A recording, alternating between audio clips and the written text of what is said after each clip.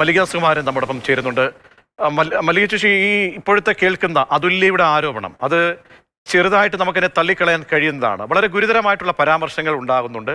അപ്പോൾ ആ ബോഡിയിൽ നിന്നും ആണ് ഇത്തരത്തിൽ, അല്ലെങ്കിൽ അങ്ങനെ അമ്മയെപ്പോലെയുള്ള വളരെ നമ്മൾ എത്രയോ താരങ്ങൾ അംഗങ്ങളായിട്ടുള്ള ഒരു സംഘടനയാണ്. മല്ലിക ചേച്ചിയൊക്കെ എത്രയോ മുതിർന്ന താരങ്ങളാണ്. അപ്പോൾ ഈ പരിപാടികളിലെല്ലാം പങ്കെടുക്കുന്നുണ്ട്. വാർഷിക ജനറൽ ബോഡി ആയാലും കുടുംബമേള ഉൾപ്പെടെ ആയാലും എല്ലാം പങ്കെടുക്കുന്നതാണ്. അപ്പോൾ പക്ഷേ ഇപ്പോൾ പുതിയൊരു സംഘടന അധികാരമേറ്റ ശേഷം വരുന്ന ഈ ആരോപണങ്ങളെ, അതുല്യയുടെ അടക്കം ആരോപണങ്ങളെ അങ്ങ് എങ്ങനെയാണ് കാണുന്നത്?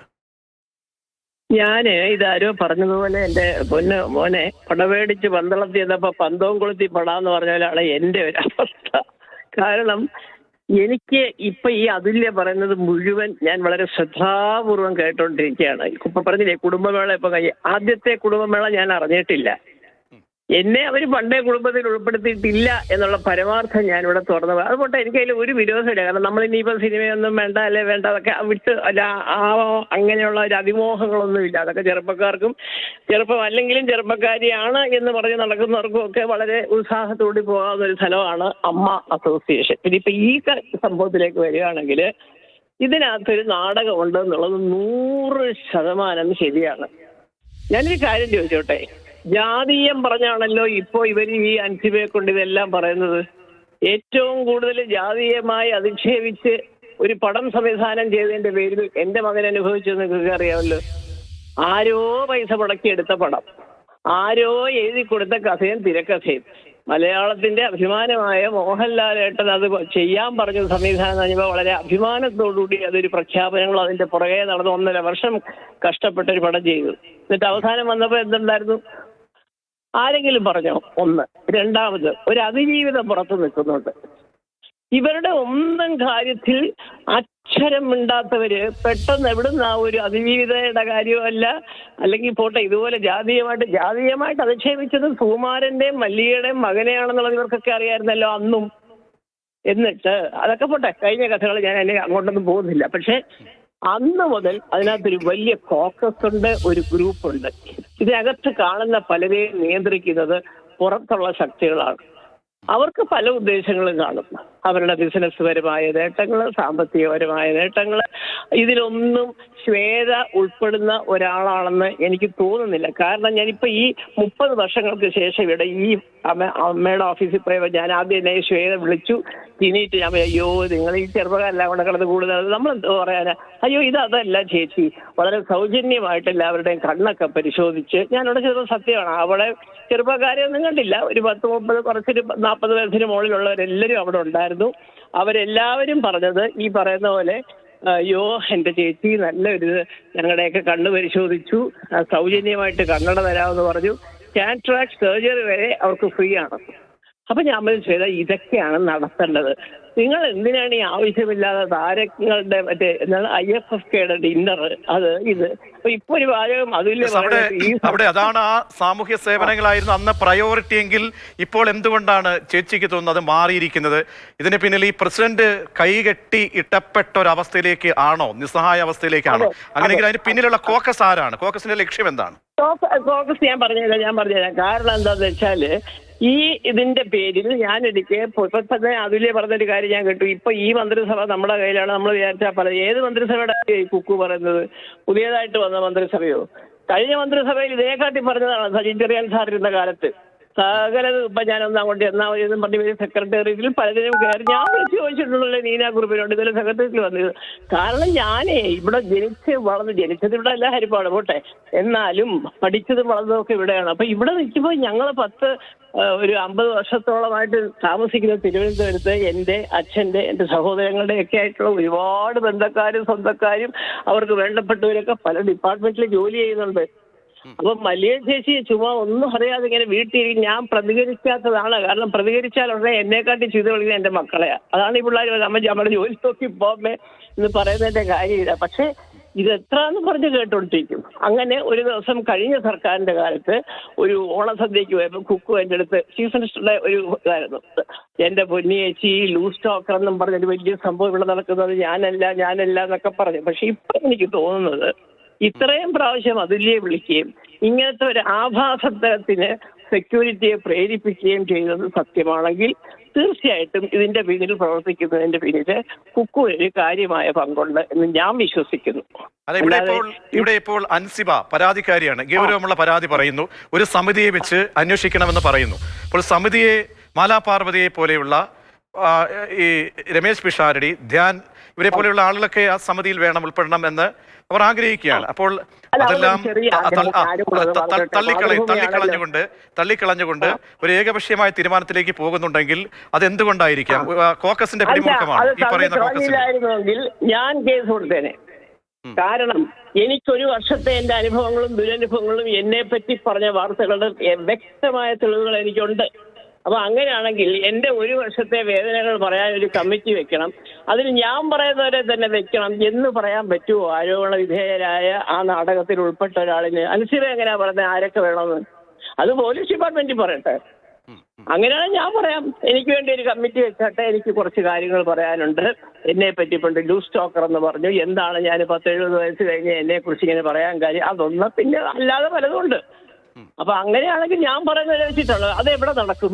ഇപ്പൊ ഒരു തെറ്റ് ചെയ്തു ഒരാള്, അയാളൊരു കേസ് കൊടുത്തു, ഞാൻ അങ്ങനെ ഒരു തെറ്റേ ചെയ്തിട്ടില്ലെന്നും പറഞ്ഞ് മറുഭാഗത്തുള്ളവരും കേസ് കൊടുത്തു. ഇവരെ രണ്ടുപേരെയും മാറ്റി നിർത്തി ഒരു കമ്മിറ്റി വേണം എന്ന് പറഞ്ഞാൽ അത് അവരുടെ അഭിപ്രായത്തിനനുസരിച്ചിട്ടുള്ള കമ്മിറ്റിയല്ല. അങ്ങനെ വെക്കുകയാണെങ്കിൽ ഞാൻ ഈ അമ്മയുടെ മുതിർന്ന ആൾക്കാരോടടക്കം പറയാണ്, എനിക്ക് ഒരുപാട് കാര്യങ്ങൾ പറയാനുണ്ട്, ഞാൻ പറയുന്ന ആൾക്കാരെ വെച്ചൊരു കമ്മിറ്റി ഇവരുണ്ടാക്കി തരുമോ? അപ്പൊ മറ്റേ പേര് പറഞ്ഞു വരുന്ന ഒരു കുറ്റം ചെയ്തിട്ടില്ലയോ പിഷാരടി, ഇതൊക്കെ അറിയാം. ശരിയാണ്, ജനകീയ നേതാവാണ്. ഇപ്പോ ധ്യാനാണെങ്കിലും മാലാപാർവതി ആണെങ്കിലും സജീവമായിട്ടും ബോൾഡായിട്ടും അഭിപ്രായം പറയുന്നതല്ലാതെ അവരെ അമ്മയിൽ വന്ന് കിടന്ന് വരുന്നവരാണോ? അല്ലല്ലോ. അപ്പൊ അത് ശരിയല്ല. ഇവരെല്ലാം തീരുമാനിക്കേണ്ടത് കമ്മിറ്റിയിൽ ആരൊക്കെ വേണമെന്ന്.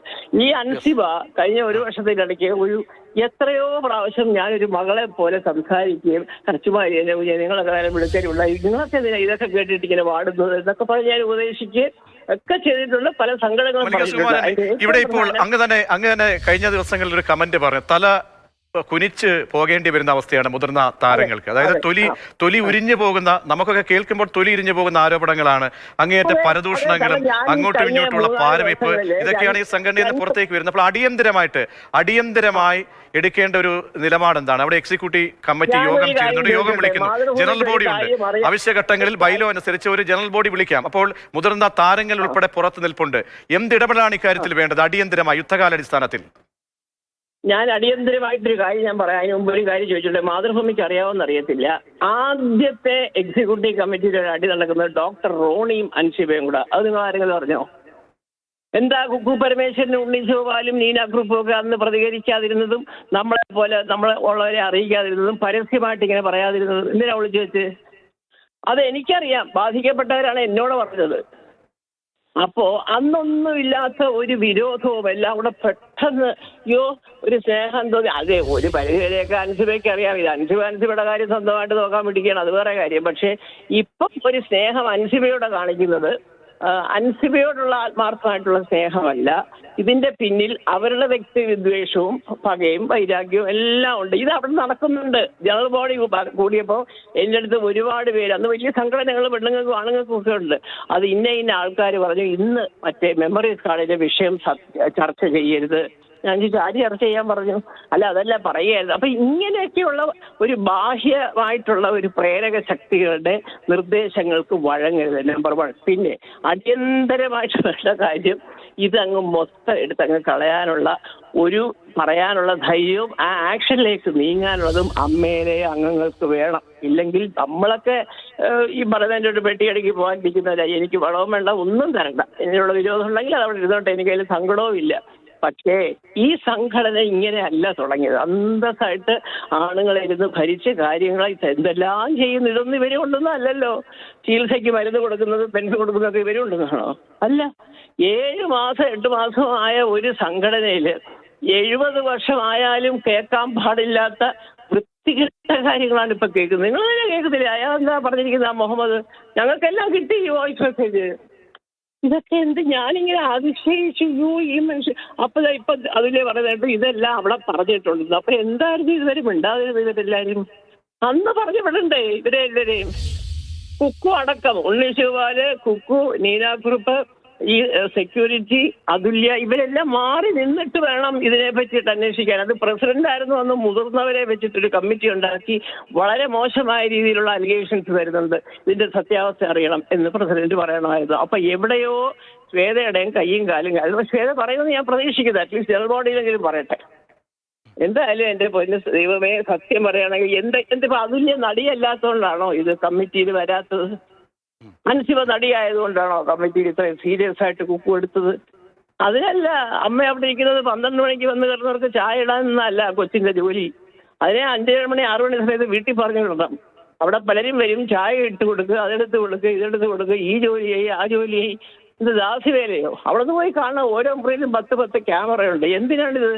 എന്തോ രഹസ്യ സ്വഭാവം അവിടെ ഉണ്ട്. അതിലൂടെ സംസാരിക്കുന്നത് വിദേശത്തിരിക്കുന്നവർ വരെ കേൾക്കാണ്. ഇവിടെ ഔട്ട് ഓഫ് സ്റ്റേഷൻ പോയി ദുബായിലോ ലണ്ടനിലോ എവിടെ പോയി ഇരുന്നാലും ഇവിടെ സംസാരിക്കുന്നത് റെക്കോർഡ് ചെയ്ത് അന്നേരം അവർക്ക് കിട്ടുക. പിന്നെ എങ്ങനെയാണ് ബാക്കിയുള്ള മീഡിയയ്ക്ക് കിട്ടാതിരിക്കുന്നത്? ഇത് ആര് കൊടുത്തു എന്നൊക്കെ ചോദ്യങ്ങളൊക്കെ കേട്ടാൽ നമുക്ക് തോന്നും, യോ ആരാണോ എന്തതൊക്കെ. ഇപ്പോഴാണ് ഞാൻ മനസ്സിലാക്കുന്നത് ഇത് ലോകം മുഴുവൻ പോകുന്നുണ്ടെന്നുള്ളത്. തീർച്ചയായും വളരെയധികം നന്ദി മല്ലിക ചേച്ചി. വളരെ ഗുരുതരമായിട്ടുള്ള ആരോപണങ്ങൾ അമ്മയ്ക്കെതിരെ ഉയരുമ്പോൾ അതിൽ ഈ സംഘടന തന്നെ പിരിച്ചുവിട്ട് പുതിയ ഭരണസമിതി വരണം എന്നൊരു നിലപാടെടുക്കുകയാണ് മുതിർന്ന അഭിനേത്രി കൂടിയായ മല്ലിക സുകുമാരൻ. വളരെയധികം നന്ദി.